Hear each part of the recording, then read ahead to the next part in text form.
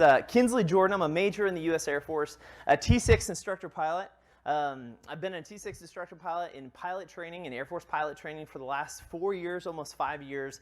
And I couldn't be more excited to be with you today to kind of share what we've learned as the Air Force of a new way of thinking. Anybody, especially here or at home, if you've spent any time in simulation, which we all have, you realize that it causes you to think differently, right? Am I the only one? Yeah, especially this guy right here. It causes you to think differently. And one of the things that I love about simulation is, honestly, up until about 4 years ago, the only type of simulation that I really knew was a simulation that we used in pilot training, which are the large replica type simulators that you step into. Everything is exactly what the Switchology is. But it was 4 years ago that I had the chance to come here and meet Evan and the team at Flight Sim Expo. I think it was 2018, that I realized that it shifted my entire perspective of what it means to utilize technology in a symbiotic relationship with a syllabus, in a relationship with when you're using the technology and how you're using the technology. So today we're going to explore what this looks like and what right now the U.S. Air Force is doing to integrate not only technology, but most important, to be able to integrate a mindset. Because think about this. Just pause for a second and think. Technology is going to change. Moore's Law says it's going to change. 18 months, a new version is out, the old version is gone, the new version is in, and it's already changed. So if the change of technology in simulation and technology of how we're using in flight training is constantly changing, then is it the technology that is so important, or how we use the technology and implement that into our ways of instruction? And oftentimes when you think about Air Force pilot training, you know, whether it's Air Force, thanks for the shout out with Top Gun. Unfortunately, that's a Navy. I'll get you guys later for that. That's okay. That's okay. Everybody makes mistakes. Everybody makes mistakes. That's okay. But when you think about Air Force pilot training, a lot of people think like this, that our student pilots show up looking something like this. Uh-oh. Next. Here we go. There's this perception versus reality. The perception is they show up looking something like this. There it is. Yeah. They show up, hey, they're ready to go. They strap on the helmet, they hop in the G-suit, they strap in the harness. But the reality is, most of the time when we get our student pilots showing up, they look a little bit more like this. Which is reality. That's right. That was me, 5 years old, with my little Mickey Mouse boots on and my Mickey Mouse belt, a motorcycle helmet, and a grain mask, ready to jump in a cockpit because I was pumped. I saw the F-4s fly over the house. The B-1s at the time, I was like, man, I got to do this. I'm a farm in Kansas. But the difference between perception and reality is that oftentimes when we think about how we train as pilots, we aren't necessarily taking into account that, yes, technology is going to change, but we have to be able to build a system that can bring the perceptions that we have into the reality that it needs to be, if that makes sense. So what we're going to talk about here for a little bit is this. I might just need you guys to be able to hit the clicker. Go ahead and go next. Is taking this perception next and turning it into the reality. One more. How do we take this guy and turn him into, next, that? How do we take the perception of how we train our military pilots, how we train our general aviation pilots, how we train our professional pilots for the airlines? How do we take our perception of how we're training people and make it into the reality of what it needs to be? Go ahead and go next slide, please.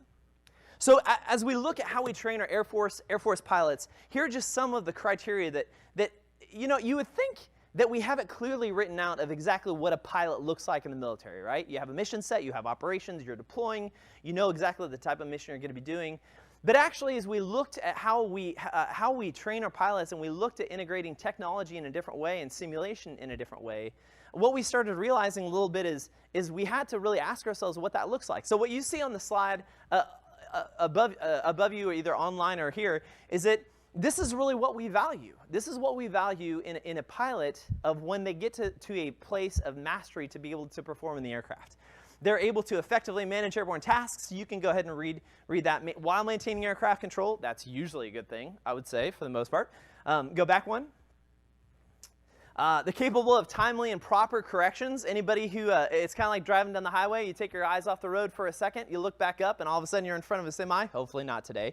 But if that's happened to you, you realize you've got to make timely decisions and corrections to what you're doing. And then also demonstrating a high degree of motivation. Because am I the only person in this room right now that has suffered failure in my life? Am I the only one? Looks like I am. Anybody online? At least you guys are being honest on that. Okay, we got a couple of people who have suffered failure in their life. And the reason why this part about demonstrating a high degree of motivation is important is because when you fail, there's nobody to pick you up except yourself. Now, we have our support systems like our spouses and friends and family, but the reality is, at some point in your life, you have to make the determination, I'm going to get up and go, and I'm going to try again. So these are the values that we really, that are really important as we look at how we integrate that simulation and what we need out of our pilots. Next slide, please. So next. So as we build this out, one of the things that is kind of shocking to people is that we're not only training pilots. Yes, of course, they're going to be military pilots, but it's so much more than that. Next. We're building dynamic decision makers that have to be able to make decisions in scenarios that they've never been in. Go ahead and next. Next slide. And this is, go back one. And this is what it really comes down to, is that in the Air Force specifically, and I want you to tailor this to yourself as you think about simulation and how you can use these technologies to train. For us, this is what we're developing. Warriors that are proficient at operating in a fluid and diverse dynamic environment. What that means is that I can't train you to know exactly what every situation is going to be. Can I get an amen from some test pilot in the room? I can't train you exactly what everything's going to be. The only thing I can do is teach you the competencies you need to be able to best flex with the situation that you have and make the best decision to bring the aircraft and the crew and yourself home safely. So as we know, as a pilot, things change. Emergencies happen. Situations take place. Weather happens. But one of the things, go to that next slide, please. One of the things that can't be forgotten as we look at simulation and what that simulation integration looks like is that this is the baseline. We have to be able to adapt to scenarios and situations as they come. And I can't just expect that a cookie cutter sortie is going to happen. I've never had a perfect sortie, ever. Something has always gone wrong. And I think many of us fly, whether it's a simulation or in the actual aircraft, we all know we don't have a perfect sortie. It happens. Next slide. Next slide, please. Great. You can build that. Go two more. 1, 2, 3. So as we looked at, go back one. So, all right, I think we got batteries now. So as we look at this, at the new training mindset, I'm not going to go into the details of what forced us and what drove us as the Air Force to start looking at different training methods, but I'll just tell you it was necessity. We had to.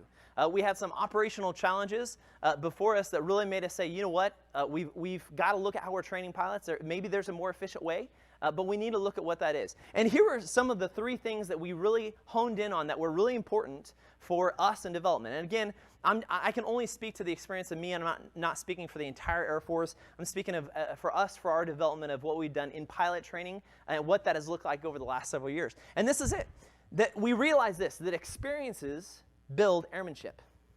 Now, I'm going to say something sacrilegious right now that anybody who's a flyer is going to either stone me, boo me off the stage, or throw a tomato. Hopefully you don't have any of those. I said experiences build airmanship. I didn't say hours. Does anybody hate me yet? I said experiences build airmanship. The second one was this idea that we got from Pilot Training Next, because Pilot Training Next was the leaning forward. That's who General Quas had stood at Pilot Training Next to try and develop, just kind of breaking glass and trying things. And they had this mentality that we sim to learn and we fly to confirm. And what that means is we're going to learn as much as we can in the simulator, whatever type of simulator that is. And we're going to learn so much about those competencies that when we get to the aircraft, we shouldn't be learning those competencies in the aircraft. We should be demonstrating them. Now, that's a crazy idea, because when I got my pilot's license in 150, first off, I don't know how 150s fly, but they do. I think it's a rubber band and toothpaste that holds them together. But when I got my license in a 150, it was repetition and habits.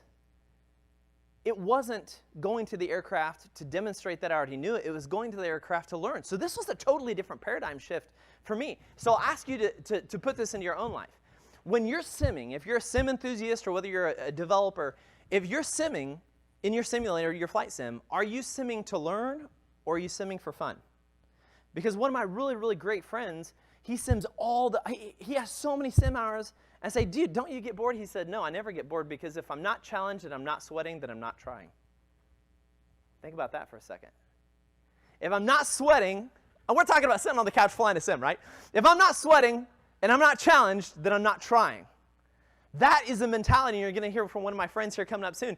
That is the mentality that keeps pilots alive, is because you're not afraid of a challenge, but instead you want to learn what that bound is of where you are good and where you're not good. Think about that. So number 3 is this: make every flight hour valuable.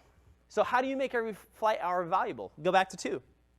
We use simulation to teach us and learn as much as we possibly can before we get to the aircraft. And then we demonstrate that we know how to do it with the flight and the feel and the characteristics of the aircraft itself. Let's go next. See if it works. Hey, I think it's going to. And then there's my favorite piece, this. The equation of what I call the equation of truth. If I had a handheld microphone, I'd do a God voice. The equation of truth. This is absolutely true, especially if you're a developer. OP plus NT equals VEOP. So when you're talking about utilizing technology, it means this. Next. Does that work?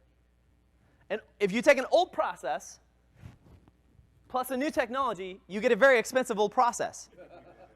Thank you. Okay, we're alive in here. That's good. That's good. That's good. That's true. It's so incredibly true that if you don't fundamentally change how you think about how you're training, if all you do is stack hundreds of thousands of dollars of technology onto a really crappy process, you're going to get a really expensive, crappy process. And this is what we, in fact, in this process of learning to utilize commercial off-the-shelf simulation, what we found out is we learned this lesson, unfortunately, the hard way. We tried to make simulation, VR simulation, additive to our syllabus. And what we found out is that didn't work. Because there was no value proposition to our students to utilize the simulators if it didn't count towards their training. It kind of makes sense. It's like the students are smarter than we were.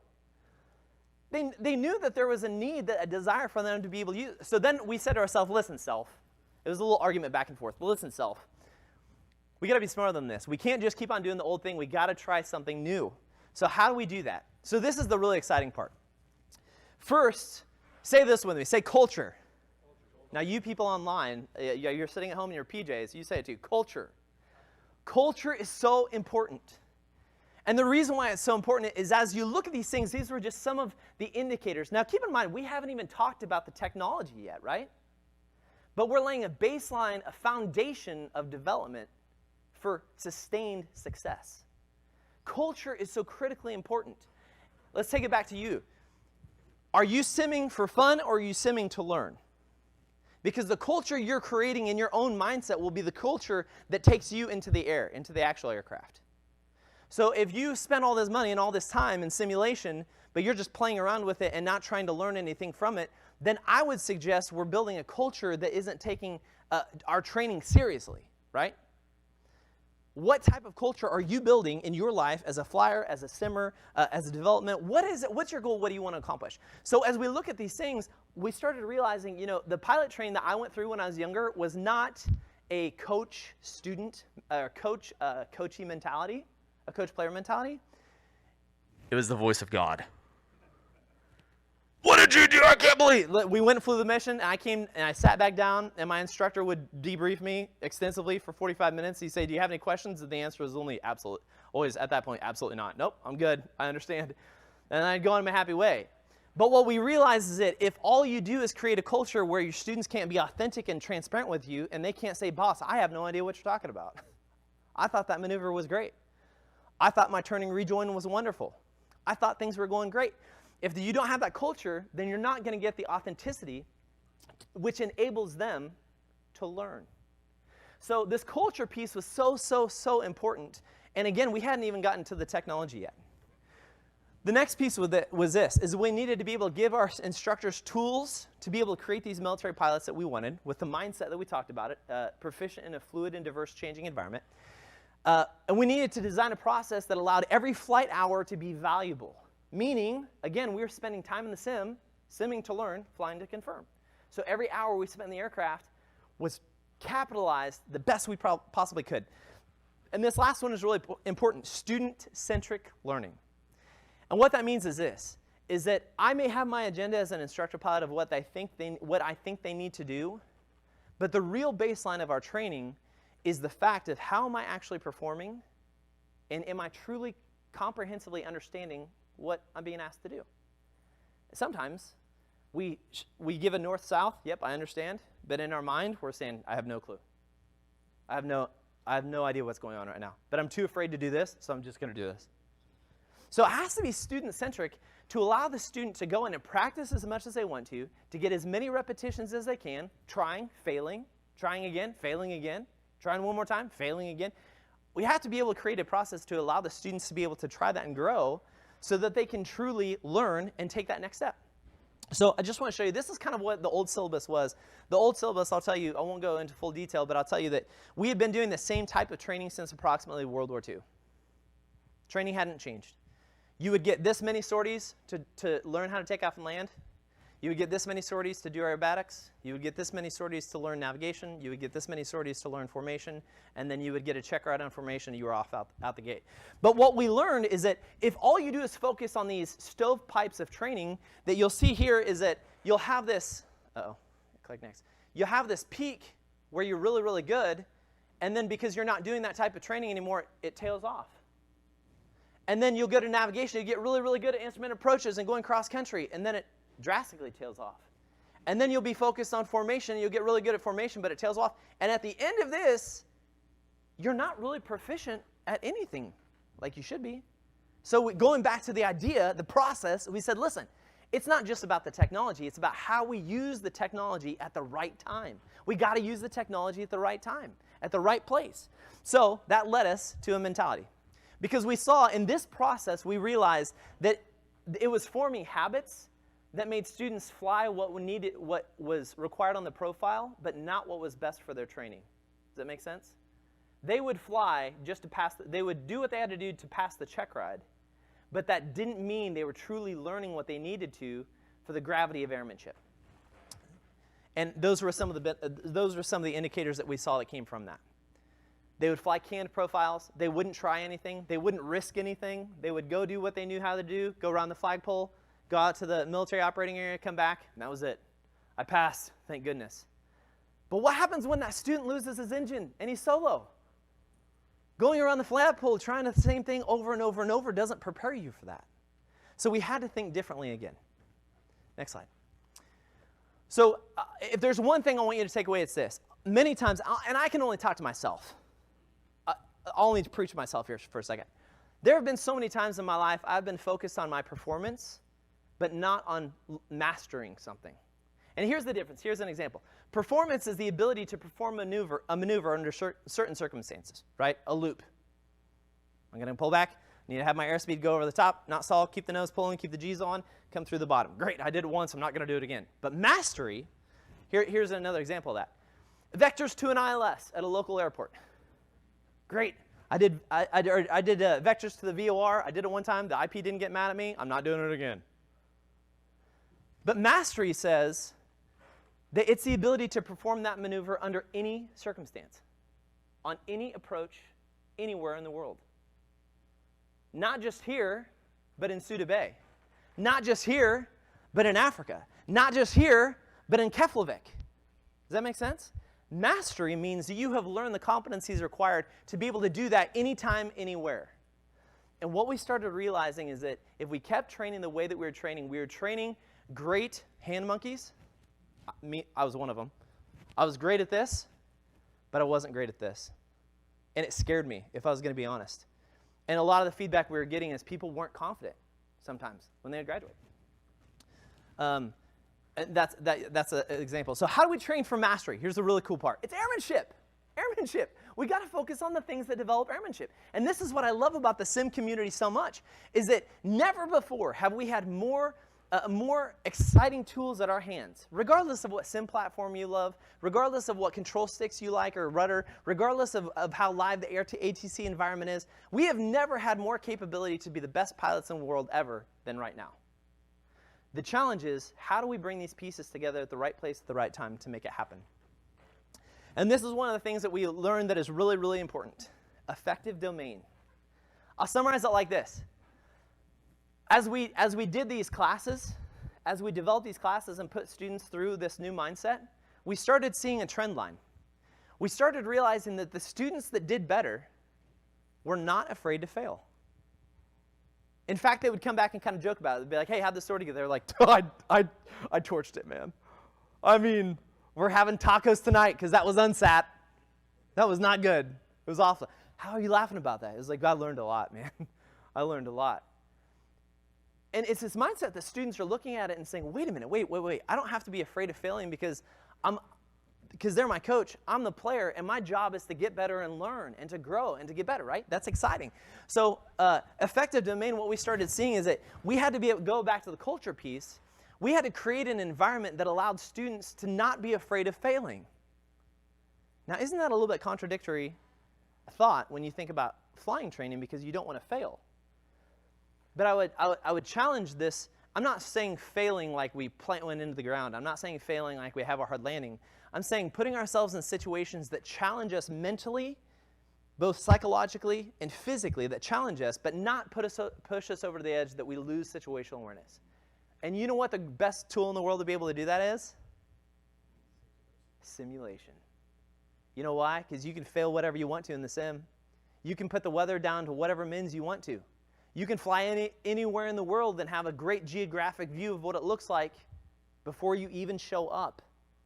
And this is one of the things that we're missing that was so exciting to us as we started developing this process and helping the students to engage in this, is that, listen, we want you to push and we want you to identify where you're not good, because if you identify it here on the ground in the sim, then we can help you fix it here in the sim and in the air, so that you're not going to be concerned.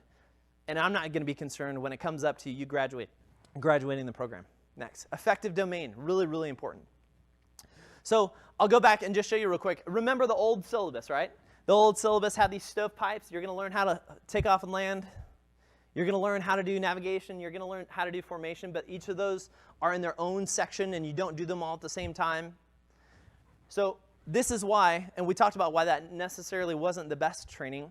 And this is what we did, is that we started looking to see how can we simultaneously start developing in all three of these areas where you're good at landing, where you're learning to land, where you're learning to navigate, and maybe even learning to fly formation.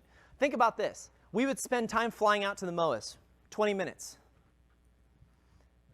So you could spend a ton of time working on basic aircraft control, but after you have that done just a little bit, why couldn't we practice learning to fly next to somebody in the wing position because you're flying straight for a long time? The old system would have said, my gosh, what in the world are you thinking? But the new system said, no, actually, that kind of makes a little bit of sense. We give you a little bit more time to get the handle of these larger concepts and allow you to hone in more on it while we're growing you to a level of mastery. You know what does this really well? Simulation. Simulation. Because it gives you the chance to try it and test it, challenge it, and fail, and get up and try it again the next day. So as we move forward with this, I'm just going to move through this quickly so we can get some questions. The ABC, the building blocks ABC, just consider those as transition, navigation, and formation for now. Those are just different building blocks. And the one thing we wanted to see is that we want students to progress in all of these areas so they don't plateau. Because if you plateau in your training, if you get good at something and you're not challenged anymore, guess what you stop doing? The thing that you're not challenged at anymore. We don't want you to plateau. We need the students to continue growing and getting better in their flying. And we do this by simulation. We do it by getting more repetitions in the sim, letting them try things, letting them test things. And then when it is time to test those, now you're testing how all of those pieces come together. So I'm not just testing to see if you can fly an instrument approach. I'm testing to see if you can lead your formation on an instrument approach on an out and back. That's a little bit different than just flying formation of the mow and back. I'm not just going to ask you to land. I'm going to ask you to do a flight split.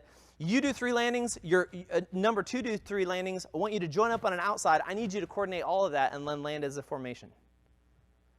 Student pilots.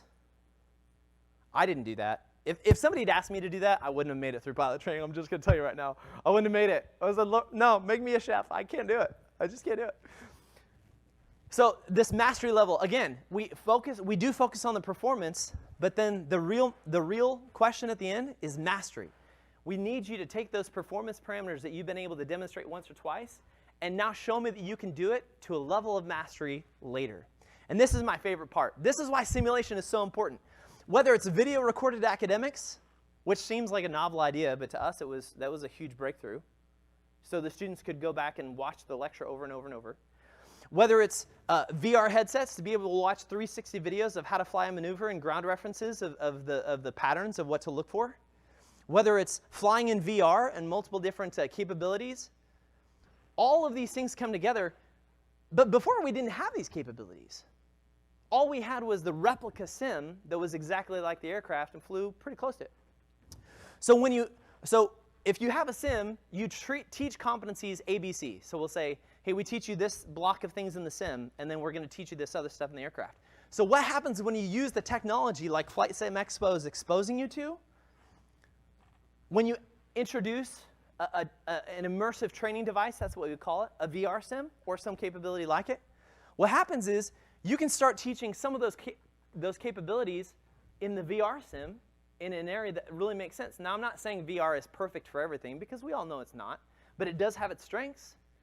I'm not saying that it's going to solve every problem, but it does solve some problems. And this is the challenge with technologies. We really have to get pretty good at understanding what technology is good for what. We need to understand that maybe I don't need an exact gear handle, but I do need the cognitive process that when I am climbing good engine gear clear, that something cognitively tells me I need to get the gear up. Boop. I need to hit the button. I need to reach for the gear. Does that make sense? So it's the mental repetition of making sure we're doing this. So if you have an immersive training device, now you can move other things like emergency procedures over to those replica simulators that they're really good for the items they're really good at. And look what happened in the jet. Now we have more time in the jet to do things that actually matter, that are really important, that I can only teach you in the jet. I can only teach you in the aircraft what 3 to 5 Gs feels like, because only in the aircraft you're going to feel that 3 to 5 Gs, or 6, or whatever you're pulling. So when you take those steps now, and you have a device, now you can add more capabilities. That level of mastery, you can challenge yourself with different scenarios in the aircraft that previously you wouldn't have been able to do, which is absolutely amazing. It's awesome. It's really exciting. And how do we do that? Simulation. Online, you guys are doing much better with the whole simulation call out. I love it. Thank you. As we conclude that, so again, the qualification phase is the takeoff, landing, navigation, formation. But the real victory in this process was taking all of those pieces and getting them to put them in a mission set where they actually had to use all of these competencies at once. It wasn't just showing that I can fly an ILS. It's leading a formation on a mission set in the weather to a destination I've never been to fly that ILS down at MINS and lead the formation to taxi to the right FBO. Before you ever get out of pilot training. That's awesome. That's exciting. So I'm going to, I just got 2 minutes here. This is just an example, and I'll say this. These are the widgets, right? And I want you to keep this in mind. It's not about the widget. It's about what the widget is able to teach you and where you put it in the process of training. Because someday these widgets will be replaced with the new widgets that teach something else. And this is why we focus on it so much, is it's about the process, not just the purpose. You have to value the process of where these technologies come in and where they play and how they connect to it, because the technology will change, but the process will allow you to utilize that technology at the right place, at the right time, for the right training. That is the power of simulation. That's the power of the technologies that are right out there on the exhibit floor for you to be able to utilize. Okay, you've seen that? I'm going to go through because I really want to get to questions. This is one example that I'll show you real quick. We don't want students to plateau. We don't want them to get comfortable with what they're doing. Because remember, if you are good at performing something and you get really good at it, you're probably not going to challenge yourself. Now, instead of flying a basic ILS, now you need to go fly an ILS on short vectors and then have the instructor change it to you in the last minute and fly a VOR instead. Ugh. Why would you want to do that? Because I want to get better. Because I want to be able to do it when the ILS actually goes out last minute and be able to switch over to the VOR, if that makes sense. Examples. It used to take anywhere from 16 to 20 rides with students to be able to get them to solo. Some examples of this process, we had some students that we were ready, we didn't because we wanted to be safe, but we were ready to solo them in 4 rides in the aircraft. Because they were ready. And because us as cadre, as NIP, we're like, no, not yet. No, I'm not going to put my wings on you yet. Let's take 2 more rides just for data here. Let's just take 2 more rides for me, just to make sure everything is good. And this is a great example of, you see how that plateau happens? And this is why it's so important that when you're training and when you're using simulation in your own home, when you're training in your own home, you need to start realizing when you're getting really good at things, and you need to up the ante and challenge yourself.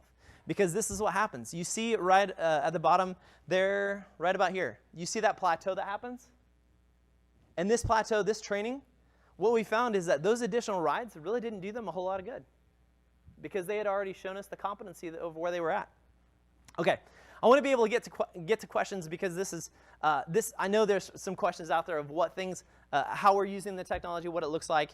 It looks like we have about 10 minutes to be able to do it. But all in all, the one thing I want to encourage you with is there's never been a more exciting time in my personal, this is just humble trigger opinion. There's never been a more exciting time to be in aviation, to be in simulation, to be in a sim environment, because it's just getting good. I mean, it's getting really good. It's really, really exciting. And this is the proof in the pudding that we have seen of how we're actually utilizing this with students and the results that we're seeing. Again, and I'll tell you, it's not perfect. Our leadership will say the same thing. It's not perfect, but man, we're learning a lot, so we'll go through. I'll leave this up there, old philosophy. Okay, questions? Well, we got 2 here, and then we'll go online. Is it working? It's going to here in a Try second. this one. There we go. There we go. Hey, that was a really great trigger. Just one question. Yes, sir. How do I try this again and I can meet you at the soft desk tomorrow morning? That was it. Yeah, come on down. Come on down. A good question. He said, how do I try this again? How does he go back through and do it? It is, to say that, it is exciting. I'm really excited for students because we get to help them grow in a process that we didn't have when we went through. And it's exciting because it's very individualized. You don't learn like I learn. You don't learn like I learn online. You learn differently than I learn, so why would we not tailor our training capabilities to the way that individuals learn? It only makes sense because we're individuals. We're not the same for a reason, for a purpose, which is awesome. Yes, sir, you had a question. I can't believe you're on Clubhouse. But anyway. All the time. Yeah, you're on. You're on. Am I? Yep. What level of fidelity is the inflection point? Yeah. You know, in other words, like how good the simulation needs to be to give it enough of a difference to do everything you just said, which was an amazing presentation. Yeah. And the add-on to that is kinesthetics. Yeah. So motion versus non-motion. Yeah. Yeah. Obviously, you talked about the Jeep, but even aside from G's, just basic motion, just the most minimal amount of kinesthetic feedback. How much of a difference does that make? Yeah. Okay. Disclaimer, this is only Trigger's opinion. This is strictly my opinion of spending much time in the VR sim and seat. I think there will personally, I believe that we will get to a point where the fidelity is so clear that there's no need for the movement. There's no need for the kinetics and motion of it because your mind is such a powerful tool. I mean, initially when we were doing the VR stuff, I was getting sick in it. I mean, I'd walk from the aircraft, go pulling whatever, 5 Gs or whatnot from the aircraft on a hot summer day, come in, and the VR sim would make me sick because my mind was saying, what is going on? It looks like you're doing something, but it doesn't feel like you're doing something. So personally, I believe there was a speaker back at the World Aviation Training Summit 4 years ago, and he got up in front of the industry leaders of Boeing and all of these other people, and he made the most unpopular speech I've ever heard in my life because he said, the multi-million-dollar Class C simulator is dead. I mean, he made this announcement to the industry leaders in this. If he was selling stock that day, I would have bought it. Because I firmly believe we are quickly getting to a place where fidelity and how you integrate that into the mind is going to do so much more for the mental capacity and the neurological connections that are needing to happen, not only with your mind, but with your hands. I think we're getting there so fast that the real question is what do we do with it once we get past there? The motion and movement is great, but actually what we've seen in some of the VR sims is we don't have a gear handle in some of the sims. It's a button. And those of us who have flown for a long time, we panic because we're like, if you don't have a gear handle, we're going to be overspeeding the gear all the time. a student once or twice, he was like, gear up, and then he hit the intercom cutout switch once, and he was like, oh, that's not it. And he put the gear up. It was like, that's not. You need to put the gear handle up. So I'd say what I've seen is that it's more about the mental cues, building the mental cues of what needs to come next in the mission set, and how you react to that than it is the perfection of the model. Because I'll tell you, some of the models that we see, we have to build out buildings to be able to use ground references in some of the VR sims. It's not perfect, but it's the mental capacity of, are we getting them into the cognitive process of recognizing what that next step is and how do we get to that next step? And again, the Kinect, I mean, if you put me in a full motion seat, it was at ITSEC several years ago, and they had the full motion, like the kind of swoopy sim around. It was helicopter. It was the most awesome thing ever. If I had $700,000, I'd buy one and put one in my home because it was amazing. It was so realistic. I just think technology is developing so fast. Who knows what's going to happen in the next couple of years? And we may find that it's not necessarily as important as we think it is. So I think it's the visual and the manual realism. Oh, yeah, the question was, do we think it's the visual representation and the realism of it? To me, personally, I believe it's more, not that the visuals are perfect. Yeah, they need to be good, but it's the process of how you're training them to interact and to think forward in the mission. It is more about the integration of the mastery of, do you know what to do at the right time, than it is about the switch being exactly like the switch needs to be. I don't care about the size of the light bulb and the gear handle. It doesn't matter to me. What matters to me is the student knows what to do when we have a hydraulic failure and he needs to reach for the emergency gear handle and not the gear handle, if that makes sense. Is that cleared up? Do we have one online, and then we'll come over there? Yes, we do. Yeah. Question from online from David. How do you provide feedback to the students on their simulator performance to ensure they aren't practicing bad habits? Hey, David. Great question. Great question. So how do you provide feedback? So in the syllabus, we do have events where you sit down with an instructor pilot, and we coach them through. We'll literally watch them do it. And I'll tell you, they do make bad habits. They do. And the bad habits, dumb games get dumb prizes. When you have bad habits, you realize it's not going like it needs to go, especially on the sim. They're like, sir, I don't understand. I keep on overspeeding the gear. It's like, well, because you left your power at 100% and you're descending. What's going to happen?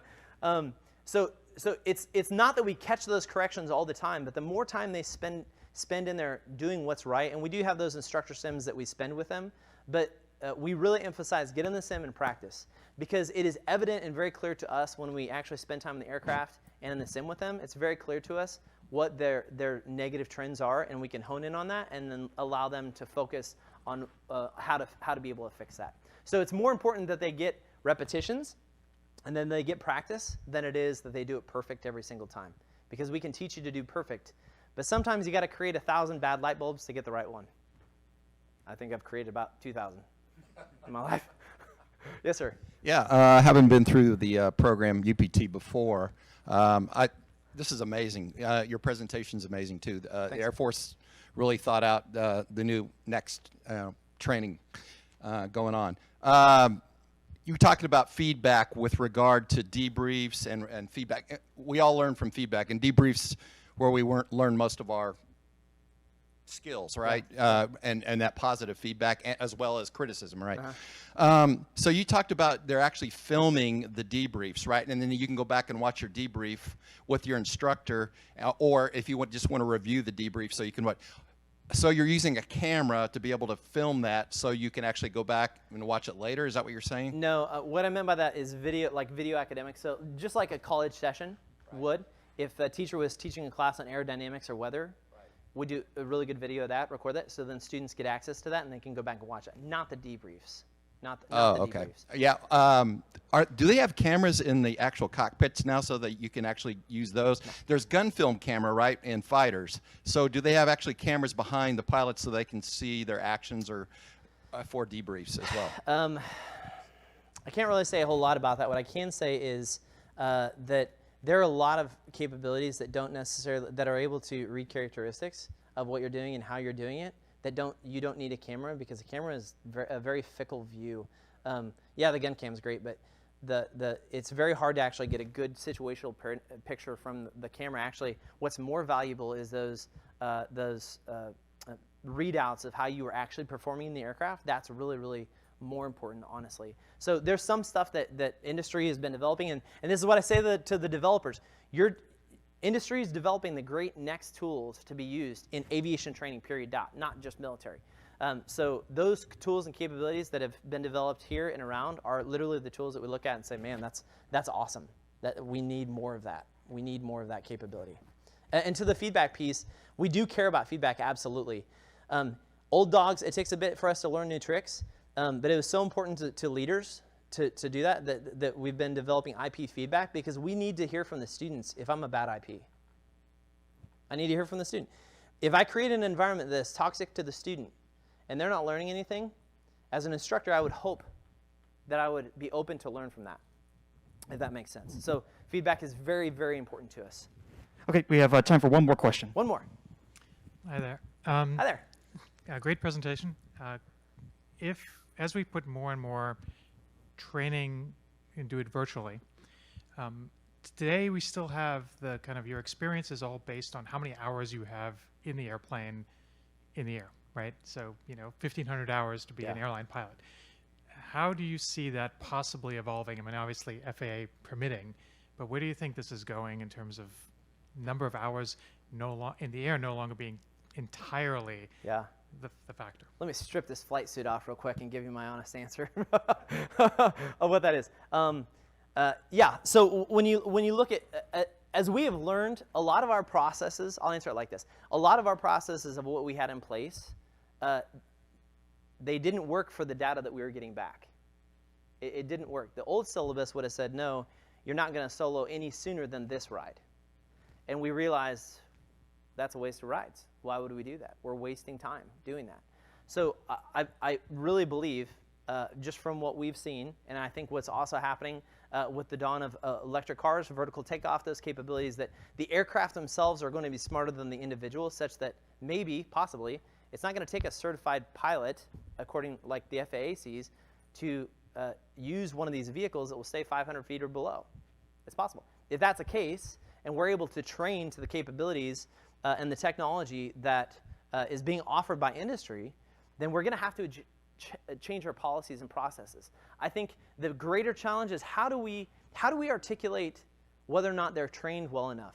Because you're right, we have used hours as a metric before, but one of the things we've seen is that hours is not an indicator of mastery, and hours is not an indicator of competence.